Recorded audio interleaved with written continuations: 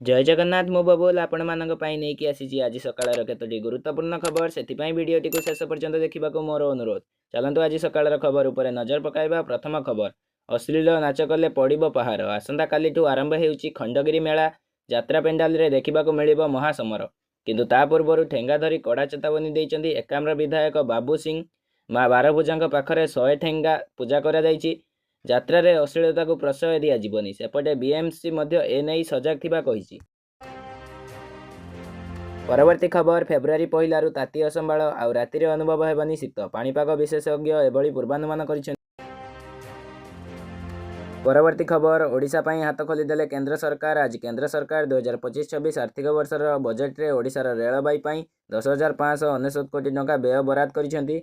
2024 budget रे एई परिमाण 10,586 कोटी टंका थिला। एथिरे 13 कोटी वृद्धि करा जाय।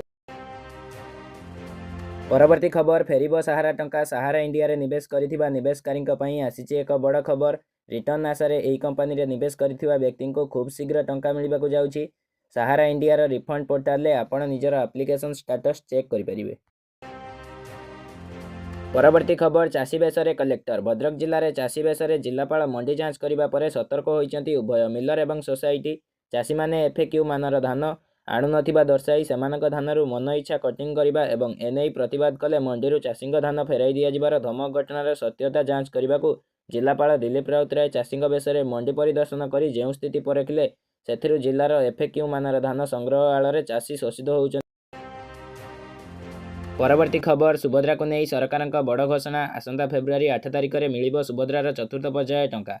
एनै सूचना दैचंती उपमुख्यमंत्री प्रभाती परिडा।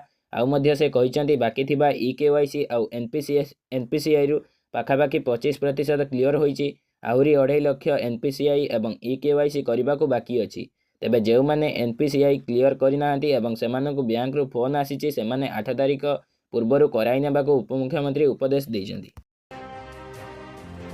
परवर्ती खबर, कॉलेज छात्रों को छुरी बसी देले अणछात्र। गुरुतर अवस्था हॉस्पिटल रे भर्ती। जयपुर विक्रमदेव कॉलेज रे एभली अभावनीय घटना घटी। जड़े छात्र को छुरी भूसी देले एकाधिक अणछात्र।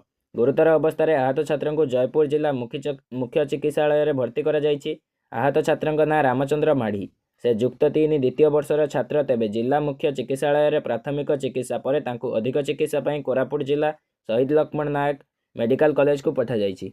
अभियोग अनुसार आहत रामचंद्र माढ़ी और तांकर जड़े सांग सरस्वती मूर्ति विसर्जन सारी कॉलेज को फेरुथिले। एही समय जड़े अणछात्र रामचंद्र को मोबाइल छड़ाई नेबाकू चेष्टा करुथिले, हेले एहाकू विरोध करथिले रामचंद्र और तांको सांग। आउ झगड़ा बढ़िबा परे संपृक्त अणछात्र जनक स्थानीय किछि पिलांको डाकी रामचंद्र को आक्रमण करबा सह पेटरे छुरी भूसीथिले।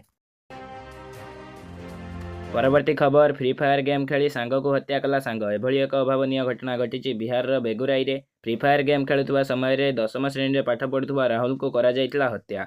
सही हत्या मामला रे पुलिस 3 नाबालक समेत 5 युवकों को बंदूक सहित गिरफ्त करिछि। गिरफ्त युवक मानक ठारू पुलिस गोटे पिस्तल एवं 2टी गोली जबत करिछि।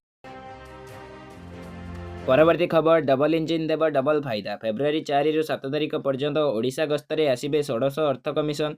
गस्त समय कमिशन का आगे राज्य सरकार आगामी 5 वर्ष लगी कौन दाबी रखुचंदी ताको नहीं चर्चा आलोचना आरंभ हो जाइछि। मिलिथिबा सूचना अनुसार षोडश अर्थ कमिशन रे दाबी संभावना 2,56,148 कोटी टंका दाबी रखिबे सरकार। एहाको राज्य कैबिनेट रे मंजूरी मिल सारिछि। प्राकृतिक विपर्यय लगी स्वतंत्र पैकेज दाबी हेबो। ग्रामांचल को उन्नत करिबा पई समस्त अंचल रे नेटवर्क संजोग परि केतेक गुरुत्वपूर्ण दाबी रखिपारंती सरकार।